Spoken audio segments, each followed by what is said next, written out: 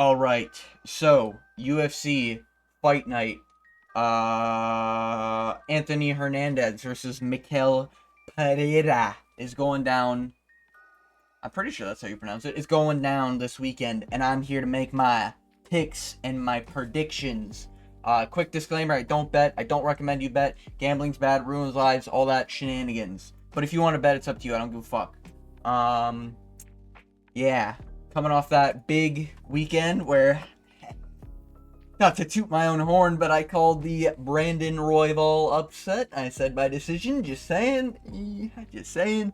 So I got skin in the game here, along with all my other predictions. Got to do my due diligence as an MMA half YouTuber, because I don't just do MMA. Yeah, that's right. Anyways, moving on to the card. We got Austin Lane versus Robelis Despain. Now, I'm going to be honest. I'm picking Robelis Despain. I'm not confident in Robelis Despain. Robelis Despain could just look like a wet blanket out there like last time against, I think it was Waldo Cortez. I don't think Austin Lane is as good as Waldo Cortez. But I think now there's a game plan to beat Despain. And I'm not going to lie. Taekwondo MMA fighters typically never do well. I'm just saying, Taekwondo fucking, what was it, Olympic champion? I'm sorry, brother. There's better combat sports out there. Just saying. I'm like literally 50-50 on this fight. I think Robelis gets it done, but he's old. Austin Lane is also old. And while Robelis is going to be the bigger guy out there and have the mega reach advantage, if he goes in awkwardly, like he did against his debut, I can't even remember who his debut was, or if he gets wet blanket like Waldo Cortez. But yeah, if he goes in awkwardly and he gets knocked out, I'm not going to be surprised, alright? That's all I'm saying. If you are gambling, this is the fight to stay away from. I'm telling you, give Robelis Despain like 3 more fights, then start betting on him. He's way too big of a... I can't even imagine if who's the favorite in this. I'm gonna guess it's fucking Robelis by like minus 400 or something. I don't really care. But yeah, I'm going Robelis Despain. This is a 50-50 fight. I think either of them can win by like any way except for submission. I just don't see a submission happening. Moving on, we have a women's fight. So Melissa Martinez versus Alice Adreline. So I developed a new method instead of flipping a Lego piece. Alright, so if it lands on heads, we're going with the one on the right. If it lands on left. If it lands on tails, we're going the one on the left. Alright, let's flip. See what we get. Alright, we got tails. So that means Melissa Martinez gets it done. 29-28, split decision. It is what it is. Alice is just not good enough. 9-6. She's old, on her way out. She's got to think about having children instead of fighting, because she's a woman. Just saying. Yeah, so that's my pick right there. Okay, moving on. We got Jessica Penne versus Elise Reed. Good old handy dandy. Here we go. All right, so we got tails. So that means Jessica Penne is getting it done, 29-28 split decision. Now she's 41, she's got skin in the game, so that means she's experienced, and she's gonna lay on this girl for at least 2 rounds. That's my prediction. All right, moving on. We got oh my... 3 women fights back to back? My shit's not 45 fucking minutes. I don't know about you guys, but all right then. Jocelyn Edwards versus Tamirez Vidal.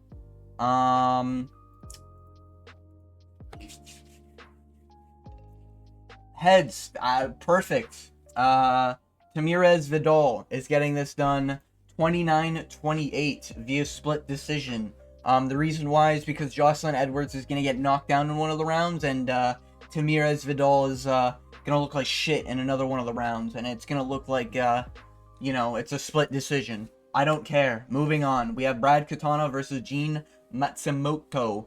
I'm going Gene. Brad Katana sucks. He's a decent wrestler, but he is Canadian, and because he's Canadian from my country, he has no chin. He has nothing but decent level of cardio, and he's got a decent level of grit. But Gene Matsumoto's been looking good. I think he's gonna get it done. To be honest, this would be a Canadian way to lose. And I think the way he's gonna lose is he's gonna shoot a takedown, and he's gonna get submitted guillotine, because Canada's the most pussy fucking fighter country there is. So aside from India, all right, and Shoal Jubilee, just saying. You know, at least my fighters aren't getting barked at by a 10 or a 9-9 guy. All right, just saying. Anyways, yeah, Brad Katana is probably gonna shoot a takedown here. I think Gene's just gonna lack up a fucking guillotine at some point. Not really looking forward to this fight because I get to see another Canadian fighter lose. Yeah, bro. Fucking Jesus Christ, we need to do something about this country. Anyways, yeah, Brad Katana submitted first round via guillotine after shooting a ugly looking takedown. Moving on, we have Mateos Nicolau versus Asu Almabayev. I very much rate Asu Almabayev. I know he's not really tested that much, and I know he kind of just got here, but Jose Johnson, in my opinion, isn't like a dog shit win. I think it's a pretty good win. I know the fight was a little close, but you know, Asu got it done. I think it was his... Oh, that was the recent one. Interesting. Because I'm remembering the CJ Vergara. I don't remember the Jose Johnson that much. Yeah, I rate CJ Vergara pretty highly, even though he did just get fucked on. Asu Almabayev almost had him out there a few times. I think Asu Almabayev is really good, you know? He's got a lot of cardio, and he's got a lot of grit, and he keeps a high pace, and I think that's what's going to separate him between him and, what's his face? Mateos Nicolau. Mateos Nicolau, I think he's just on his way out. I know he just entered a prime age, but... You know, getting KO'd by Alex Perez, like this guy, like, okay, you gotta remember, getting knocked out by Brandon fucking Royval, you know what I mean? This guy was on his way to title contention. If he beat Alex Perez, he probably would have fought for the title instead of Steve Ursag. That's like realistically what would have happened. All right, but now he's been knocked out twice in a row.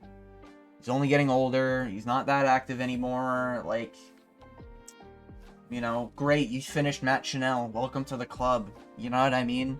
Like, I know he's looked good in the past against people like Manel Cap. I think Manel Cap. Am I wrong in that? Was it Manel Cap? It was Manel Cap. He looked great against Manel Cap, and a decision win over Tim Elliott. In my opinion, is a really good win. I think age is hitting him differently. And I think his chin is just gone now, you know? I think he's going to get wobbled a few times, and I think Asu's probably going to get another decision. I know, boring, but he's probably going to at least keep it interesting, because it's going to be probably a 30-27, 29-28 type of fight, unanimous decision. Just because Asu Almabayev will keep the pressure on, and if he wobbles, like, Asu's, from what we've seen, isn't dumb. If he hurts his opponent, he knows his opponent's hurt, you know? It looks like he kind of understands where he stands in the rounds, and I like that in a fighter if I'm picking them to win. So I'm picking Asu Almabayev probably by decision. I could see the knockout, but I'm comfortable with the decision. Moving on, we got Darren Elkins versus Daniel Pineda. Now, this is effectively no chin versus all chin. This fight could be very interesting. Darren Elkins is kind of losing his toughness at 40 years old. I know, crazy, wild to think of. But he is still winning, and I think that's what's important, and he still looks good in these fights, you know? Wow, a 3-fight winning streak? Are you for real? Damn. Wow. I didn't think he was on it. I thought he just won one. Damn, okay. Yeah, you know, I think he's losing a little bit of his toughness. We're seeing him hurt a little bit more. But I think Darren Elkins just got a better dog. Daniel Pineda, I think, is just like, it's time to retire, buddy. This might be his last fight. Nathaniel Wood beat the living shit out of him. Alex Caceres. If you lose to Alex Caceres, I think it's just like that's your... Like, if you lose to Alex, it's kind of just like, yeah, you just don't have it anymore. So I think Brain Mush is kind of affecting Daniel Pineda. So I think Darren Elkins is going to win. Honestly, I'd go with knockout. I think Darren Elkins has got some power, at least. Daniel Pineda is just getting older. I trust Darren Elkins by knockout. I think this will get into some tight spots against the cage, and I think Darren Elkins would be smart enough to just swing heavy. You know, I think we're going to see a 40-year-old man pop off. Also, a height advantage, reach advantage. Yeah, I mean, there's no reason to really go against Darren Elkins, especially because he's on a winning streak, you know. I'd pick finish. I'd pick KO. Either ground and pound or standing on the feet. That's just my personal take. Moving on, we got Brady Hiestand versus Jake Hadley. Real quick, is this who I think it is? It is the guy who submitted Garrett Armfield. Oh, this changes things. This changes things. Oh, this really changes things. I'm going with... Garrett Armfield is really fucking good. Like ranked good, at least. You know what I mean? Is Brady Hiestand and is Jake Hadley ranked bantamweight material? I think so. I think so. Really sucks being Jake Hadley's height and fucking reach, though. Does not give me confidence. I'm going Jake Hadley by a decision. I think he's gonna really struggle. What's his name? White Kong? I think White Kong is gonna be able... I don't think he's gonna get like a wild KO or anything. I just think this is gonna be a tough, gritty 29-28 type of fight. And I think Jake Hadley is gonna be able to get some stuff going. I know he's been finished, and I know he's not looking that great anymore after his loss. Oh no, did he not get finished? I swear he got finished, no? Oh shit, okay. Oh, he's... Okay. I thought he got knocked out. I don't know why I'm misremembering that. Maybe he just got wobbled or something. I can't fucking remember. But yeah, I'm picking Jake Hadley, man. I think he's still got... I think he's still got the drive to still fight, and I think that's what I'm trusting a little bit more. Brady Hiestand, I know he's good, and I know Garrett Armfield's really, really good, and I'd probably pick Garrett Armfield against Jake Hadley. I just have this feeling that, like, Jake Hadley's just going to be able to... Like, I think he's locking in, you know, I think he's mid-lock-in, you know, he's getting a lot of wishy-washy fights here. I think now is his time to really lock in. 28, he's slowly entering his prime. You know, I think he's really focusing on just getting better. And I think we've been seeing that a little bit in his fights. But, yeah, I'm picking Jake Hadley. I think it's going to be close, but I'd pick Jake Hadley. Now, would I be surprised by Brady Hiestand winning? No, but Jake Hadley is my pick. Moving on, Charles Johnson, Sumaderji. I'm going Charles Johnson because I think Charles Johnson is really fucking good. Beating Jake Hadley. You know, knocking out Joshua Van, which is just fucking crazy in my opinion, because Joshua Van I rate pretty highly. Losing to Ode Osborne is not a good look. But this is 2024. Charles Johnson, man, this guy's fucking active as shit. Yeah, I think Charles Johnson's got the gritty toughness. I think he's got the toughness. I think he's got the decent wrestling. He's really good at anti-grappling, so I'm not worried about him getting taken down at all. And I just think he's going to be able to just tough this one out.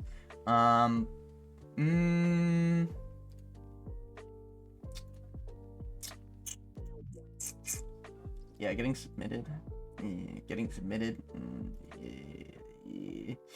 I think Charles Johnson's probably going to win. I don't think by submission. I could see a TKO ground and pound. Or like mid to late rounds. So either round 2 or 3. Moving on, we got the co-main event. Rob Font versus Kyler Phillips. Now, I mentioned I don't look at the odds. I don't look at the picks really and predictions and stuff. I kind of just wait to see what people do. After I've made my video. And I don't look at odds. I'm going to go with Rob Font. Just being honest, I don't think Kyler Phillips has the IQ in the game to last in, like a ranked status. I know probably a lot of people are picking Kyler Phillips, the younger guy. you know, the more dynamic guy. Rob Font's getting rocked left and right, and he's only getting older. I get that. Listen, I get that. But Rob Font is at least smart enough to not stop the takedowns and everything, but he's smart enough to stay on the feet if Kyler Phillips wants to leave it on the feet, which Kyler Phillips will. Kyler Phillips is also a cheater, so I could probably guess that Kyler Phillips is going to get like an eye poke or two and then get a point taken away, because his eye pokes are really fucking bad, especially on Pedro Munoz. He literally eye poked him like 5 times in that fight. Like, I'm not talking like dinks, you know, I'm talking like full finger in the fucking eye socket. Like, Kyler Phillips is a dirty, dirty fucking cheater. I think he'll be called out pretty early in this fight. At least if there's any justice in this fucking world, he'll be called out pretty early in this fight. I think Rob Font is probably going to get away with probably a decision. I don't think he's going to get a finish, but I think Rob Font's still not bad, man. Like, I know he's old. I know he's getting wobbled by Davison Figueiredo constantly, but that's Davison fucking Figueiredo, you know? And that might be the next bantamweight champion for all we know. You know what I mean? And I know he didn't have a stellar performance against Corey Sandhagen, but that shows at least I'm not worried about his cardio. You know? I'm at least not worried about that. You know? And then he loses to Marlon Chito Vera. But he got robbed in this fight, in my opinion, man. I thought he beat him. Like, look at that. Like, ID. Like, what is this? You know what I mean? Like, just looking at these striking numbers makes me fucking depressed. Jesus Christ, 271 significant strikes. God damn. I know that was a while ago, and I get that, you know. But he's been in with the best, and he's only looked shit against the best, you know. And he's looking consistent against garbage. You know, this isn't Pedro Munoz. This is Rob Font. I think Rob Font's going to get it done. I trust in the crafty vet, as some fucking rich kids will say these days. You know, big media hooks are gonna get him done. But yeah, I'm trusting the Rob Font. I like the pick. I like Rob Font.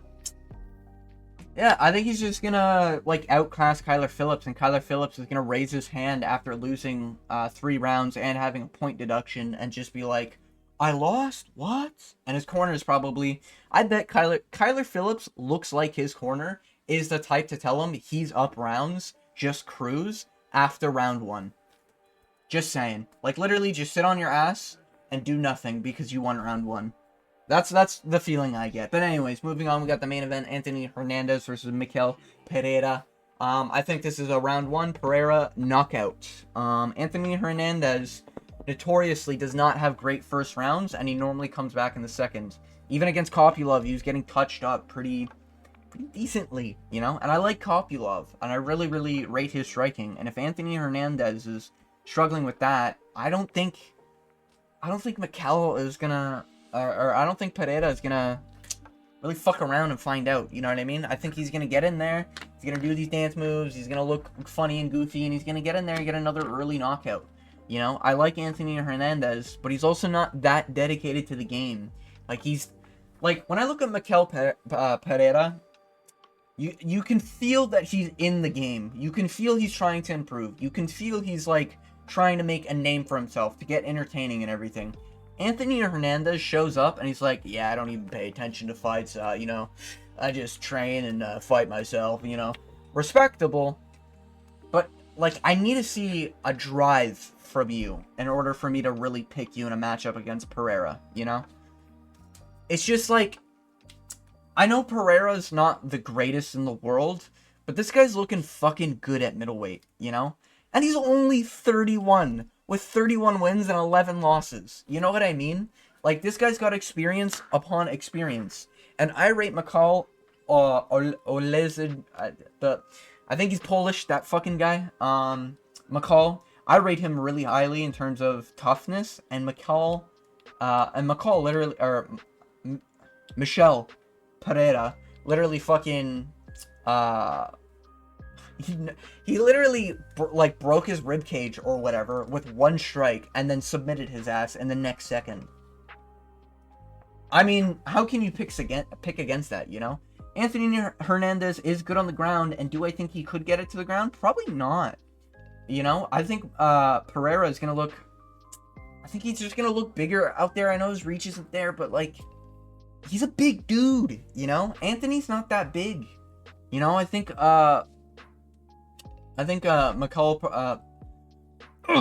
Michael Pereira, whatever his fucking name is, Pereira here.